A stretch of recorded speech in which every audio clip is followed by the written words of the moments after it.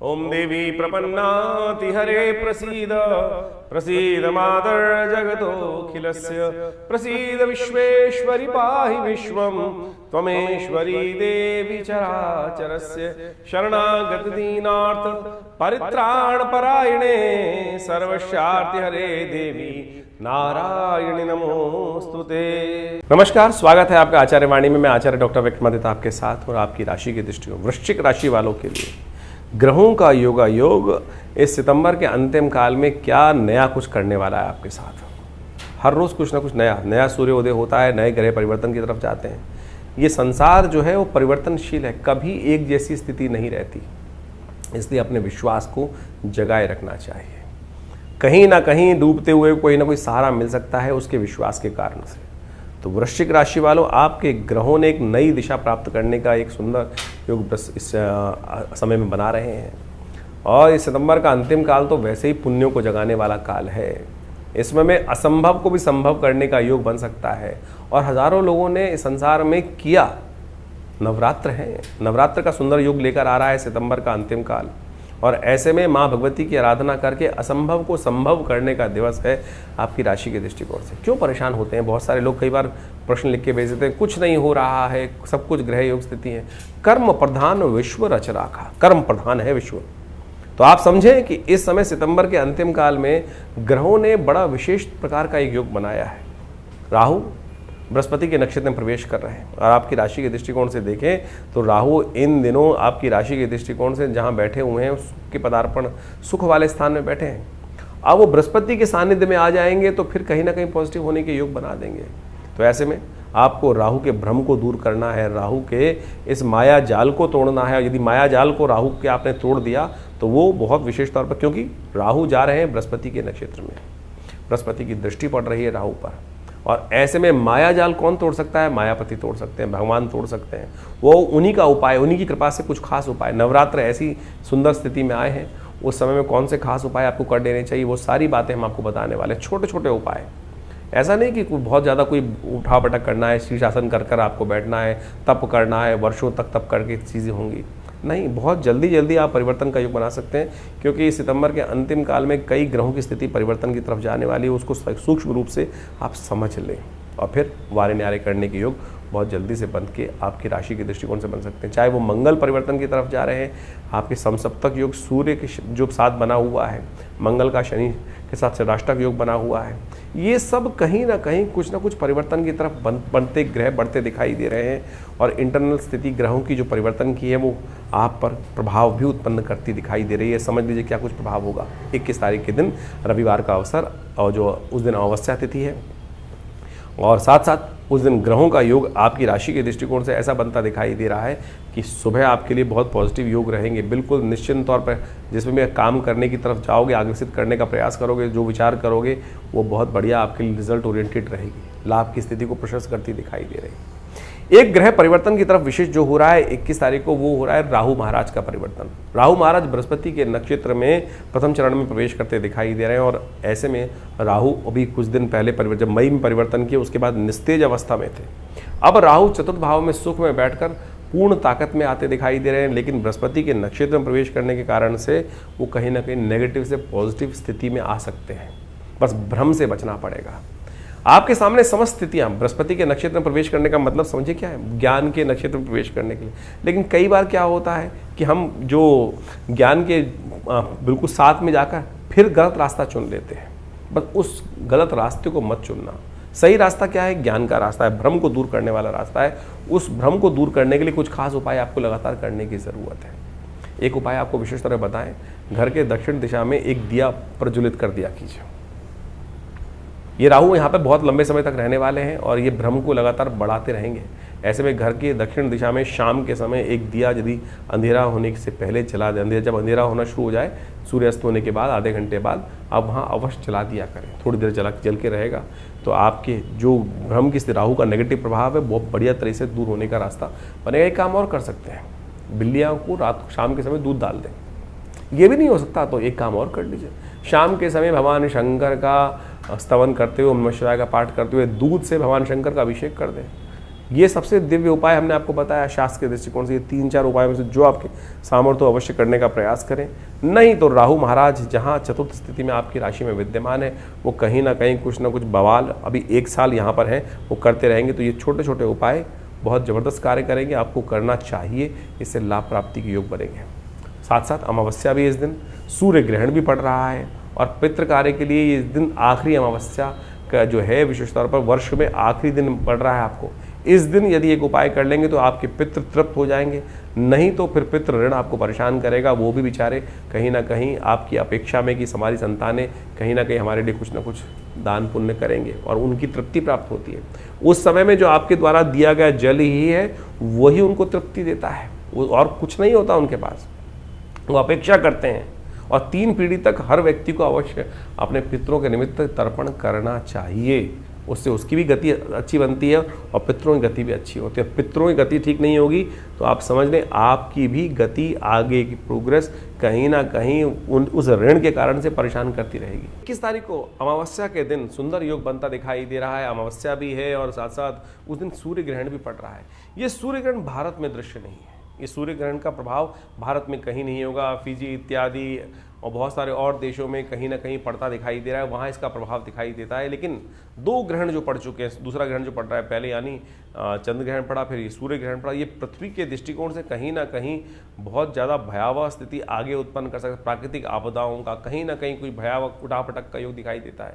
और साथ साथ जैसे अतिवृष्टि के योग इस वर्ष बने हुए हैं और नवरात्र भी इस बार जो दे रहे हैं वो अतिवृष्टि के योग, क्योंकि सिंह गज पे आरूढ़ होकर भगवती आ रही है, तो कहीं ना कहीं आने वाले समय में भी वृष्टि के योग बनते दिखाई दे रहे हैं। तो ये अतिवृष्टि कहीं ना कहीं इन ग्रहण वाले कारण से, ग्रहण की योग से, 2 ग्रहण के योग से प्राकृतिक आपदाओं का योग, भूकंप इत्यादि का योग, कहीं ना कहीं पानी से संबंधित समस्याओं को बनाने की योग बना सकता है। तो इस पर ध्यान रखने की आवश्यकता है। अमावस्या है तो सबसे श्रेष्ठ मान लीजिए पितरों के निमित्त अवश्य इसमें दिन यथाउचित भाव से कार्य करने का प्रयास करें। बहुत सारे लोगों को अपने पितरों के निमित्त तिथि नहीं ज्ञात होती है। तिथि ज्ञात कर किस प्रकार से जानेगी, कौन सी तिथि? तो ये बात समझ लें कि तिथि यदि भूल गए हैं, बहुत सारे पता नहीं कौन कौन से पूर्वज पिछले 3 पीढ़ियों में जिनका हमें तर्पण इत्यादि करना चाहिए याद नहीं रहते हैं, तो कम से कम अमावस्या के दिन तो अवश्य यथाउचित भाव से उनके निमित्त ब्राह्मण भोजन, तर्पण, गायत्री यज्ञ अवश्य करने का प्रयास करें। और सत्य माने, यदि आपके घर में कहीं ना कहीं कारण से कुछ बेकार बातों से कलह चल रही है, शांति होती ही नहीं है, और बड़े जो हैं वो बच्चों का कहना नहीं मानते, बच्चे जो हैं बड़ों को कहना नहीं मानते, यार स्थितियां आपके हाथ से सब कुछ ठीक करते हुए, पुण्य करते हुए, भगवान का नाम लेते हुए भी आपको लगता है कि कहीं ना कहीं स्थितियां हमारे हाथ में नहीं है। और ग्रह, ज्योतिष के दृष्टिकोण से ग्रह बिल्कुल ठीक चल रहे हैं, जैसा हम आपको बताते हैं आपकी राशि के दृष्टिकोण से ऐसा योग है, और वो आपके साथ समस्या आती है, तो समझ लीजिए हो सकता है कहीं ना कहीं पितृ ऋण संबंधी समस्या आपकी कुंडली, आपके जीवन में बन रही हो, या पितृ बार बार आपके जीवन में कहीं ना कहीं बार बार दिखते हैं, आपको बार बार उनकी याद बनी रहती है। तो समझ लीजिए कहीं ना कहीं कुछ कष्ट है। तो कम से कम इस जाती हुई अमावस्या पर ये जो पितृपक्ष समाप्त हो रहा है 21 तारीख को, यथाउचित भाव से अपने पितरों के निमित्त गायत्री यज्ञ करने का प्रयास करें। गायत्री यज्ञ, गायत्री का जप करने का प्रयास करें। हो सके तो तर्पण जो हो सकता है, पिंडदान इत्यादि, वो अवश्य करने का प्रयास करें। गऊ को, विशेष तौर पर श्वान को, कौवे को, चींटी को, भिक्षुक को, ब्राह्मणों को यथाउचित भाव से भोजन हमें अवश्य कराने का प्रयास करना चाहिए। क्योंकि कई ऐसी तिथियां होती हैं, कभी जान याद भी रखा हुआ है तब भी भूल गए, तो क्या लगता है 1 प्लेट निकाल कर भोजन खिला दीजिए, साथ में कुछ ब्राह्मण भोजन करा देंगे, साथ में कुछ ना कुछ छोटा मोटा हेल्प कर देंगे किसी की, तो आपको कहीं ना कहीं कष्ट निवृत्ति का योग बन ही जाएगा। इसको अवश्य करने का प्रयास। हमने विवेकानंद योगाश्रम में अभी एक कार्यक्रम रखा है और उसमें आप स्वयं सम्मिलित हो सकते हैं, अपने पितरों के निमित्त गायत्री यज्ञ करा सकते हैं, तर्पण करा सकते हैं, उसकी पूर्ण व्यवस्था आश्रम पे है। तो आप फ़ोन पे संपर्क साध कर अपने पितरों के निमित्त इस दिन यथाउचित भाव से अवश्य जो तर्पण इत्यादि है घर पे नहीं करा पा रहे हैं तो यहाँ कराने की व्यवस्था बना सकते हैं। उसके लिए जो संपर्क सूत्र नंबर्स हैं उन पर अपना संबंध स्थापित कर वार्तालाप कर व्यवस्था बना सकते हैं। तो वृश्चिक राशि वालों, आपकी राशि के दृष्टिकोण से आपने समझा इस दिन खास उपाय जो करने हैं वो अवश्य कीजिएगा। 22 तारीख का दिन बहुत महत्वपूर्ण है। नवरात्र आरंभ हो रहे हैं, सोमवार के दिन से प्रतिपदा तिथि के साथ नवरात्र आरंभ होंगे और उस दिन नवरात्र का शुभ योग बनता दिखाई दे रहा है। आपकी राशि के दृष्टिकोण से ग्रहों ने जो परिवर्तन की स्थिति पकड़ी है वो कहीं ना कहीं आपके लिए बहुत सुंदर है। ऐसे में ध्यान रखना चाहिए क्योंकि ग्रह जो है आपके परिवर्तन करने के साथ साथ जो सूर्य कि चंद्रमा के साथ और बुध के साथ युति बनकर आपके लाभ स्थान में बैठी हुई है, वो आपके लिए बहुत अच्छी है। लेकिन थोड़ा परिवार के दृष्टिकोण से ध्यान रखने की ज़रूरत रहेगी। परिवार में कहीं ना कहीं आपके ग्रह थोड़े भारी पड़ते दिखाई दे रहे हैं। परिवार वाले थोड़े से आपके ग्रह उन पर कहीं ना कहीं भारी योग बना सकते हैं, तो उनका ध्यान रखने की ज़रूरत है। उनके प्रति कुछ ना कुछ थोड़ा अवश्य प्रेम से बात करने की आपके लिए ज़रूरत है। तो ऐसे में थोड़ा ध्यान रखते हुए कार्य करें तो आपके लिए अच्छा रहेगा। अपने घर में कलश स्थापना करें, भगवती की सुंदर आराधना करें, क्योंकि ये महीना पूरा का पूरा जिस प्रकार से ग्रह योग बना रहा है वो आपके ग्रह आपके परिवार के लिए थोड़े भारी दिखाई देते हैं। भगवती का सानिध्य प्राप्त करें, नित्य प्रति भगवती का स्तवन करें, कलश स्थापना करें। और कलश स्थापना करके भगवती शैलपुत्री का पहले दिन ध्यान किया जाता है। ओम आइम ह्रीम क्लीम चामुंडाई विच्चे, इस मंत्र का जप करते हुए कार्य करें। भगवती कृपा से सब अनिष्ट दूर होंगे। तो नवरात्र का सुंदर शुभारंभ हो रहा है, और नवरात्र का शुभारंभ जो होता है हमेशा माँ भगवती सुंदर रूप से आशीर्वाद देने के योग बनाते हैं। और इस बार तो भगवती का जो आगमन हो रहा है वो तो हाथी पर सवार होकर, यानी धन वर्षा वृष्टि इत्यादि समस्त की वर्षा करते हुए भगवती कल्याण स्वरूप में, कल्याण करने वाले स्वरूप में भगवती का वाहन जो है गज है, और गज पे आरूढ़ होकर भगवती का सुंदर ध्यान करते हुए उनका स्वागत करने का प्रयास करें। कलश स्थापना के साथ यदि आप सुंदर मुहूर्त को देखते हुए समझते हुए कार्य करने का प्रयास करेंगे तो बहुत अच्छा सोमवार का अवसर है। और ऐसे में सुंदर रूप से घर में एक वेदी बनाकर उस पर माँ भगवती का श्री विग्रह या विशेष तौर पर आप कलश स्थापित कर लें। भगवती का श्री विग्रह स्थापित कर सकते हैं। वैसे तो शास्त्र के दृष्टिकोण से कहा गया है कि अष्टदल कमल बनाकर उसके ऊपर एक सुंदर कलश स्थापित करें और उसके ऊपर एक नारियल बिठाकर सुंदर रूप से भगवती को उसी में प्रतिष्ठित करें, और कलश के अंदर ही समस्त देवताओं का वास हो जाता है। तो सुबह के समय ये समय सबसे श्रेष्ठ दिखाई देता है। 8 बजे से लेकर जो करीब करीब मध्याह्न का समय है, 12 बजे के आसपास तक का समय, वो बहुत सुंदर मुहूर्त है। घर को सुंदर स्वच्छ कर कर माँ भगवती का सुंदर कलश स्थापना कर कर संकल्प कर लें। हो सके तो भगवती का सुंदर श्री विग्रह का ध्यान करते हुए उनको समस्त 16 श्रृंगार भगवती को अर्पित करने का प्रयास करें, और अपने घर के द्वारों पर बंधनवार बांधें और सुंदर रूप से भगवती का पूजन करके सर्वमंगल मांगल्ये शिवे सर्वार्थ साधिके शरण्ये त्र्यंबके गौरी नारायणी नमोस्तुते, इस मंत्र का यथोचित से जप करते हुए कार्य करने का प्रयास करें। जब आप कलश स्थापना करें तो उस कलश के ऊपर विशेष तौर पर 5 पल्लव अवश्य लगाने चाहिए। 5 अलग अलग प्रकार के शुभ पत्ते जो है, आम हो गया और साथ साथ अशोक के पत्ते लगाने का प्रयास करें, जामुन के पत्ते उसमें लगाने का प्रयास करें, और बड़ पीपल इत्यादि इन समस्त पत्तों को लगाकर सुंदर रूप से भगवती का सुंदर ध्यान करते हुए उनका आवाहन उसी रूप में करने का प्रयास करें। अगर आपको हिरण्यवर्णाम इत्यादि मंत्र याद है तो आप हिरण्यवर्णाम हरणिम सुवर्ण रजस्रजाम चंद्राम हिरण्मयीम लक्ष्मीम जातवेद महावताम आव जातवेद, तो इस प्रकार से भगवती के 16 मंत्रों से पहले प्रतिष्ठा कराएं। उसके बाद वस्त्र स्नान इत्यादि कराकर फिर वस्त्र इत्यादि अलंकरण करके धूप दीप नैवेद्य फल इत्यादि समस्त भगवती का अलंकरण कर कर वस्त्र इत्यादि पहनाकर भगवती का सुंदर पूजन कर कर उनको तो प्रतिष्ठा करने का प्रयास करें। और फिर पूरे 9 दिन लगातार भगवती के विभिन्न मंत्रों के द्वारा यदि दुर्गा सप्तशती का पाठ कर सकें तो सबसे श्रेष्ठ रहेगा। हमने विवेकानंद योगाश्रम में पूरे 9 दिन तक कलश स्थापना से लेकर पूरे 9 दिन तक 30 तारीख तक ये आश्रम में बड़ा यज्ञ रखा है, और आप सब भी उस यज्ञ में शाम को करीब करीब 6 बजे से यज्ञ आरंभ होगा, और उसके बाद रात्रि में करीब करीब 8 साढ़े 8 बजे तक आरती इत्यादि के साथ भगवती का सुंदर इस दुर्गा सप्तशती का पूरे 700 मंत्रों का नित्यपति यज्ञ किया जाएगा। तो आप भी उसमें सम्मिलित हो सकते हैं। जैसे आश्रम आप सबको ज्ञात होगा, माँ भगवती का सुंदर चमत्कारिक 500 साल पुराना श्री विग्रह आश्रम पर विराजमान है, जो मुल्तान पाकिस्तान से 1947 में जो विभाजन के समय एक महानुभव आश्रम पे लाकर उनको प्रतिष्ठित किए।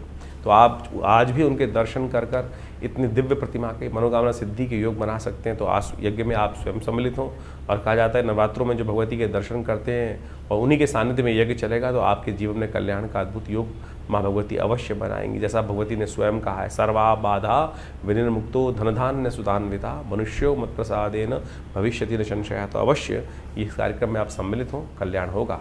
इन दिनों ग्रहों का जिस प्रकार का योग आपकी राशि में बना हुआ है आपने समझा, और कलश स्थापना करके सुंदर भगवती का पूजन करें। और एक काम और कीजिएगा, समस्त दोषों को दूर करने के लिए अपने घर में आपकी राशि के दृष्टिकोण से हम बताएं तो हनुमान जी का ध्वज अपने घर पे जरूर लगाइए। हनुमान जी सब प्रकार से वास्तु दोष को भी निवारण करते हैं। आपके ग्रहों के राहु का जो कष्ट प्रभाव चल रहा है उसको भी दूर करने के लिए हनुमान जी की ध्वजा पताका आपके घर में इस दिन प्रतिष्ठित हो जानी चाहिए। चैत्र जो शारदीय नवरात्र के दिन यदि ये कार्य कर लें तो आपके लिए बहुत से अनिष्टों को दूर करने का सुंदर योग बन जाएगा। 23 तारीख मंगलवार का अवसर, द्वितीय तिथि विद्यमान है और इस दिन ग्रह नक्षत्रों के दृष्टिकोण से जो योग बन रहा है वो आपको समझ लेना चाहिए। और ये योग ऐसा है कि मंगल महाराज इस दिन परिवर्तन की तरफ जा रहे हैं और राहु के नक्षत्र में प्रवेश कर रहे हैं। राहु भ्रमात्मक ग्रह है और मंगल जब भी राहु के ग्रह में प्रवेश करता है तो कहीं ना कहीं पुरुषार्थ में भ्रम उत्पन्न कर देता है। इन दिनों मंगल आपके पुरुषार्थ वाले भावों में जो ऐसा योग बना रहा है जो राहु के साथ राहु के नक्षत्र में प्रवेश करने के कारण से पुरुषार्थ को वेस्ट कर सकता है। तो हमने भी एक उपाय बताया आपको, विशेष तौर पर वो करने का प्रयास कीजिए। यदि आपने उस दिन नहीं किया तो इस दिन अवश्य कर लें। हनुमान जी की प्रतिष्ठा करा हुआ एक ध्वज अपने घर के ऊपर प्रतिष्ठित करने का प्रयास करें, क्योंकि मंगल यहाँ पर करीब 1 महीना रहना है। दिवाली भी इसमें आने वाली है। कहीं आपका पुरुषार्थ जो है वो भ्रम की स्थिति में ना उत्पन्न करे, क्योंकि मंगल राहु ग्रह में प्रवेश करते ही क्या करेंगे, कहीं ना कहीं मन को भ्रम में डालेंगे, पुरुषार्थ को भ्रम में डालेंगे और दिशा इधर जानी थी जाओगे इधर, कार्य इधर होना था जाओगे लेफ्ट राइट, यानी सीधा फोकस जो है वो राहु की वजह से आउट होता दिखाई दे रहा है। हनुमान जी क्या करते हैं आपको पता है? भूत पिशाच निकट नहीं आवे, महावीर जब नाम सुनावे। हनुमान जी का सुंदर स्तवन आपके लिए इस प्रकार से कल्याणकारी योग बना सकता है। दूसरा नवरात्र है, ब्रह्मचारिणी देवी की आराधना करें। वो भी भ्रम को दूर करने वाली देवी, तपश्चर्या करने वाली देवी हैं और उनका एक मंत्र है, या देवी सर्वभूतिषु भ्रांति रूपेण संस्थिता नमस्तस्यै नमस्तस्यै नमस्तस्यै नमो नमः। इसका भी स्तवन करते हुए कार्य करें, ये उपाय कर लीजिए, बहुत कल्याणकारी योग बनेंगे, कष्टों को दूर करने के योग बनेंगे। 24 तारीख का दिन बुधवार का अवसर, तृतीया तिथि विद्यमान है। गजकेसरी योग आपकी राशि में सूर्योदय से पहले ही बनकर तैयार हो गया है, जो आपकी राशि के दृष्टिकोण से 50% तो कम से कम आपको रास्ता दिखाएगा। लेकिन साथ साथ कुछ अननेसेसरी के खर्चे भी साथ साथ, मन में परेशानियां भी साथ साथ देने के योग बनाएगा, क्योंकि अभी भी मनोमस्तिष्क में कहीं ना कहीं वो मंगल का प्रभाव राहु के साथ होने के कारण से तो है ही, तो वो कहीं ना कहीं आदि चीज़ों को दिशा भटकने का कार्य कहीं ना कहीं बनता दिखाई दे रहा है। और दिशा भटकोगे तो जुर्माना तैयार है, ऐसे योग भी रास्ते में बनते दिखाई दे रहे हैं। इस दिन भगवती चंद्रघंटा की आराधना की जाती है, भगवती को सिंदूर अर्पित किया जाता है और इन समस्त कष्टों से निवृत्त करने के लिए, जैसे भगवती ने महिषासुर का संहार करते हुए मधु का पान किया था, इस दिन भगवती को मधु अर्पित करने का शास्त्र में विधान है। तो इस दिन मधु शहद लेकर भगवती को अर्पित करें, भगवती को स्नान कराएं और उससे भी कहा जाता है कष्ट निवृत्ति का योग बनता है। 25 तारीख का दिन बृहस्पतिवार का अवसर है। तृतीया तिथि भी विद्यमान है, क्योंकि तृतीया वृद्धि की तरफ है और ये बड़ा श्रेष्ठ योग है कि तृतीया वृद्धि की तरफ जाती है तो एक दिन पुण्य का आपको एक्स्ट्रा मिल जाता है। नवरात्र बढ़ना इसलिए शुभ माना जाता है। इस दिन चतुर्थी के साथ सुंदर योग बना रहे हैं और एक विशेष ग्रह परिवर्तन की तरफ जा रहा है। शुक्र महाराज आपकी राशि के दृष्टिकोण से अपने ही स्वयं के नक्षत्र में प्रवेश कर रहे हैं और वो आपके लिए कंफर्ट, सुख, प्रेम सबको बढ़ाने वाला योग बना रहे हैं। कंफर्टों को देने वाले योग, सुख समृद्धि देने वाले योग बने हैं। कहीं ना कहीं लव लाइफ में एक नया कुछ पॉजिटिव चेंज आने के लिए बृहस्पति शुक्र का परिवर्तन आपके लिए पॉजिटिव खेल बनाता दिखाई दे रहा है। इस दिन अच्छा होगा कि आप कुष्मांड का दान करने का प्रयास करें। गौशाला में सीताफल अर्पित करने का प्रयास करें, सीताफल को गाय को खिलाने का प्रयास करें। भगवती को अर्पित करने के बाद गाय को खिला दीजिए, वो आपके लिए कल्याणकारी योग बनाएगा। 26 तारीख शुक्रवार का अवसर है और चतुर्थ तिथि विद्यमान है। कुष्मांडा जी का इस दिन पूजन करने का शास्त्र में नियम कहा गया। अंधकार से प्रकाश की तरफ ये भगवती का जब प्राकट्य हुआ तो संसार में सब जगह अंधकार ही अंधकार था और कुष्मांड भगवती ने समस्त सृष्टि की रचना करी, ऐसा शास्त्रीय दृष्टिकोण से कहा जाता है। और ये दिन आपके ग्रह नक्षत्रों के दृष्टिकोण से बहुत परिवर्तन की तरफ जाता दिखाई दे रहा है। थोड़ा सा हल्का ज़रूर है लेकिन पॉजिटिव साइन दिखाता दिखाई दे रहा है। मन को प्रशस्त करने की ज़रूरत है। भगवती का आराधना करें, कुष्मांड भगवती को अर्पित करें, पेठे का भोग भगवती को लगाएं। श्वेत पेठा, सफ़ेद पेठा भगवती को अर्पित करने से कनिष्ठ कष्टों को दूर करने का योग बहुत सुंदर से बन सकता है। नया एक पावर प्राप्त करने का योग बन सकता है। 27 तारीख शनिवार का अवसर, पंचमी तिथि विद्यमान है और इस दिन सूर्य शनि के साथ जब सप्तक योग चल रहा है उसमें एक विशेष परिवर्तन का योग बनता दिखाई दे रहा है। सूर्य जो है वो हस्त नक्षत्र में प्रवेश करते दिखाई दे रहे हैं। थोड़ा सा उनका बल कमज़ोर होगा जो आपके लिए अच्छा रहेगा, लेकिन शनि महाराज अभी भी आपकी राशि के दृष्टिकोण से बुद्धि में चल रहे हैं, जो कहीं ना कहीं अभी अनिष्टकारी योग बनाते दिखाई दे रहे हैं आपके लिए। शनि जब बुद्धि में चलते हैं तो क्या होता है, बुद्धि में जड़ता, धीरे धीरे चीज़ें जो होती हैं ट्यूबलाइट की तरह होती चली आती हैं। और इन दिनों आपने देखा भी होगा जब से शनि महाराज यहाँ पे आए हैं मार्च से, आपकी बुद्धि को ट्यूबलाइट बना दिया होगा। आपको ऐसा लगने लगा होगा मेरा दिमाग ही डंप हो गया है। वो सारा खेल शनि के कारण से ही चल रहा है। तो शनि को ठीक करने के लिए लगातार आपको प्रयास करना चाहिए। आपकी राशि के दृष्टिकोण से अच्छा रहेगा। इस दिन सूर्य का जो परिवर्तन का योग बन रहा है, अभी अक्टूबर के मध्यकाल तक इस परिवर्तन का योग बनेगा, और ऐसे में सूर्य शनि को ठीक करने के लिए आपको कुछ ना कुछ उपाय पॉजिटिव करते रहना चाहिए। अच्छा होगा कि आप सूर्य को अवश्य जल दें, एक लोटे में, तांबे के लोटे में रोली डालकर नित्यपति भगवान सूर्य को अर्घ देने से इस वक्त शनि और सूर्य का जो समसप्तक योग चल रहा है वो कहीं ना कहीं पॉजिटिव, कहीं ना कहीं नेगेटिव प्रभाव से आपको रक्षा करने की योग बना सकता है। 28 तारीख रविवार का अवसर षष्ठी तिथि विद्यमान है, और इस दिन ग्रह नक्षत्रों के दृष्टिकोण से योगा योग जो आपकी राशि में बन रहे हैं वो बहुत से कहीं ना कहीं आपको कुछ सपोर्ट मिलने के योग दिखाई देते हैं। क्यों? क्योंकि बुध जो है इस दिन चित्रा नक्षत्र में प्रवेश करेंगे, पुरुषार्थ को बढ़ाएंगे, और बहुत जल्दी बुध उदय होने जा रहे हैं जो आपके लिए लाभ का रास्ता खोलने की स्थिति उत्पन्न कर सकते हैं। छठा दिवस है, भगवती कात्यायनी की आराधना का अवसर है। कोशिश करें भगवती कात्यायनी को लाल वस्त्र, लाल फूल अर्पित करें। लौंग की माला बनाकर भगवती को अर्पित करने से आपके ग्रहों का कष्ट जो है वो हल्का होगा। 29 तारीख का दिन जो है वो विशेष तौर पर चंद्र सोमवार का अवसर, सप्तमी तिथि विद्यमान है, और ग्रह नक्षत्रों के दृष्टिकोण से चंद्रमा परिवर्तन करके राजयोग का निर्माण आपकी लिए करते दिखाई दे रहे हैं। कहीं ना कहीं कुछ नया कॉफर काम का, कुछ ना कुछ व्यवसाय का रास्ता बन सकता है। उसके लिए आपको सरलता से बड़ों का आशीर्वाद चाहिए, गुरुजन का आशीर्वाद चाहिए, माता पिता का आशीर्वाद चाहिए। तो उनका आशीर्वाद लेकर काम करने का प्रयास करो, आपके लिए कल्याणकारी अवसर प्राप्त होगा।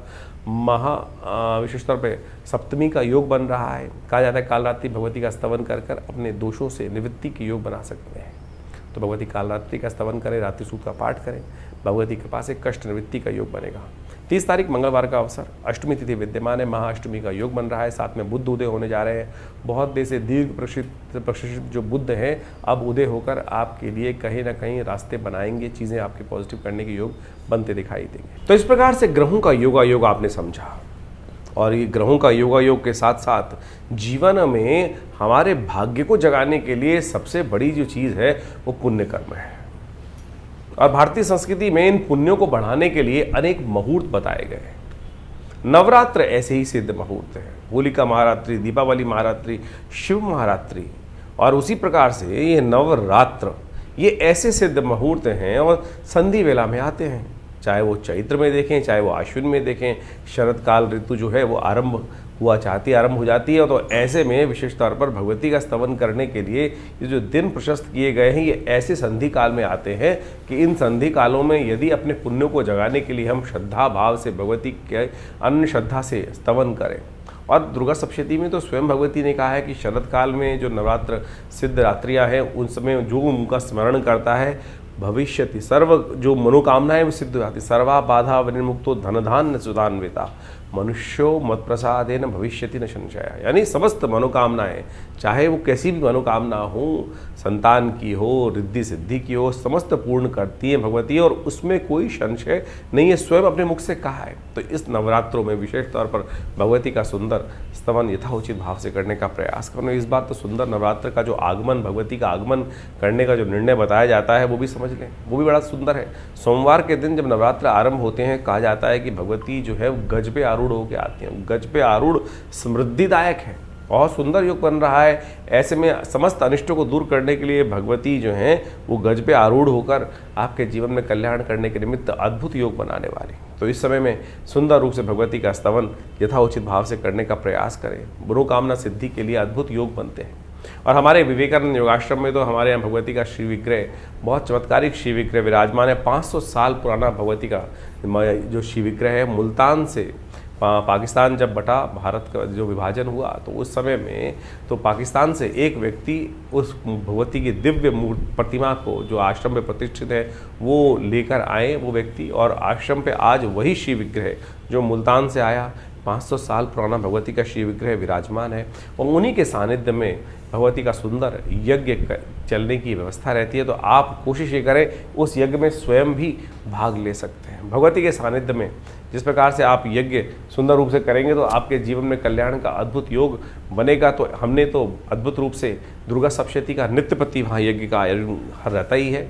और आप सब लोग उस यज्ञ में सम्मिलित होकर सुबह स्वयं रूप में बैठ सकते हैं। शाम को ये यज्ञ नित्यपति सहस्रचंडी के रूप में चलेगा और उसमें भगवती के विभिन्न मंत्रों के द्वारा, दुर्गा सप्तशती के संपूर्ण 700 मंत्रों के द्वारा वो यज्ञ संपादित किया जाता है और उसमें विभिन्न प्रकार की औषधियों के द्वारा आहुति दी जाती हैं, चाहे वो कमल के पुष्प हों, चाहे वो मखाने हों, चाहे वो शहद हो, लौंग हो, काली मिर्च हो, पान हो, खीर हो, हलवा हो, शरीफा हो, अनेक प्रकार के जो औषधियों के स्वास्थ्य विभिन्न प्रकार की जो आहुतियाँ शास्त्र में वर्णित हैं, उन सब के द्वारा अद्भुत रूप से मनोकामनाओं की सिद्धि के लिए तंत्रोक्त विधि से यज्ञ चलता है। और जो भगवती के उस सानिध्य में यज्ञ में बैठकर भगवती के सानिध्य में भगवती की आराधना करते हैं, हमने ऐसा देखा कि चाहे कैसी भी विकट से विकट जीवन की समस्या हो, दूर होने का योग बन जाता है। तो ये श्रद्धा के साथ भगवती का स्तवन आप अवश्य यथाउचित भाव से करने का प्रयास करें। कल्याण का मार्ग प्रशस्त होगा और जीवन में कष्टों को दूर करने के लिए रास्ता बहुत छोटे रूप से बन जाता है। हमारी अनुनय विनय भगवती तक पहुंचती जरूर है। भगवती के विभिन्न स्वरूप शास्त्र में बताए गए, कहा गया प्रथम शैलपुत्री च, द्वितीयम ब्रह्मचारिणी, तृतीयम चंद्रघंटाति, कुष्मांडेति, चतुर्थम पंचम स्कंदमातेति, षष्ठम कात्यायनीति च, सप्तम कालरात्रि च, महागौरीति च, अष्टम नवम सिद्धिदात्री च। ये 9 दुर्गाओं के जो विभिन्न स्वरूप है शास्त्र में, इनकी अद्भुत व्याख्या दी गई है और ये समस्त जीवन के कष्टों को दूर करने वाली रात्रियाँ के स्वरूप माने जाते हैं। और ऐसे में भगवती का जो सबसे सुंदर प्रार्थना है वो दुर्गा सप्तशती है और उसका यज्ञ आश्रम पे रहेगा और आप स्वयं उस यज्ञ में भाग लें और देखिएगा भगवती की मनोकामना सिद्धि का योग बनेगा। आश्रम में पूरी व्यवस्था है, बहुत सारे लोग ठहरना भी चाहते हैं तो वो सब ठहर भी सकते हैं और आप सब माँ भगवती के सानिध्य में इस सिद्ध नवरात्रि के अवसर पर माँ भगवती का सुंदर स्तवन करने का प्रयास करें। और देखिए अभी दो सब विशेष तौर पर आप श्राद्ध के महीने में, आश्विन के महीने में 2 ग्रहण पड़ चुके हैं। चंद्र ग्रहण पड़ा, फिर सूर्य ग्रहण पड़ा और 2 ग्रहणों के बीच में जब ये काल निकल कर जो गया है, आने वाले करीब कुछ महीनों में ये कुछ समस्याएं भी उत्पन्न करने के योग दे सकता है। इस वक्त आप देखें जब ये ग्रहणों का काल चल रहा था तो विशेष तौर पर दोनों ग्रहणों के बीच में मध्यकाल जो था उसमें क्या क्या पूरे विश्व में किसी प्रकार से उठापटक का योग बना। तो आप भी अपने जीवन के कष्टों को दूर करने के लिए हो सके जितना भगवती का सानिध्य लेने का प्रयास करें। और हमने देखा है कि जो भगवती के सानिध्य में अपने मंत्र जप इत्यादि करते हुए माँ भगवती का सानिध्य जीवन में रखते हैं, उनके जीवन के कष्ट अद्भुत प्रकार से दूर होने के योग बन जाते हैं। सरलतम विधि है शास्त्र के दृष्टिकोण से। और जैसा हमने यज्ञ रखा है दुर्गा सप्तशती का, क्योंकि शास्त्र में कहा जाता है यज्ञो वही श्रेष्ठतम कर्म, तो इसलिए संसार में जो आप पाठ करते हैं उसका उतना ही फल प्राप्त होता है। जितना उस पाठ का यज्ञ कर लेते हैं तो उसका 10 गुना अधिक प्रभाव हो जाता है। और संधि कालों में जब वही पाठ का यज्ञ कर लिया जाता है तो 100 गुना अधिक प्रभाव वो उत्पन्न करने के योग बनाता है। तो ऐसे में इन समस्त अपने कष्टों को दूर करने के लिए, माँ भगवती की प्रसन्नता प्राप्त करने के लिए आश्रम पर आए और यज्ञ करें। आपके जीवन मनोकामना सिद्धि के योग बनेंगे।